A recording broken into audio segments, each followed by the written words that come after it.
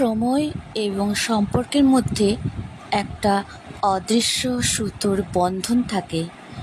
বয়স যত বাড়ে মাথা ভর্তি টেনশন, দায়িত্ব, কর্তব্য চেপে বসে। আমাদের মেয়েদের সবারই একটা নিখুঁত নির্ভেজাল মেয়েবেলা থাকে। তার মাঝে পড়াশোনা থাকে, পুতুলের সংসার থাকে, রান্নাবাটি থাকে। পুতুলের সংসারে আমার ছেলে পুতুলের সাথে বান্ধবীর মেয়ে পুতুলের বিয়ে দিতাম।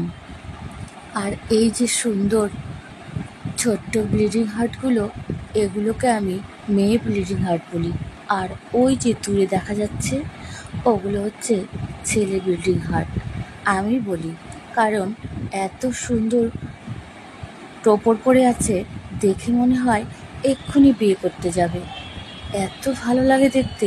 আমি এই বড় ব্লিডিং হার্টগুলোকে ছেলে ব্লিডিং হার্ট বলি। আর এই যে মাথায় মনে হচ্ছে গজরা বেঁধে আছে, এগুলোকে আমি মেয়ে ব্লিডিং হার্ট বলি। আর এই যে দেখো কি সুন্দর পাশাপাশি ওদের রেখে ছোটবেলার পুতুল খেলার মতো বিয়ে দিয়ে দিয়েছি। আর মা বলতো, বড় হ, তাহলে দেখবি মাথায় কত চিন্তা আসে।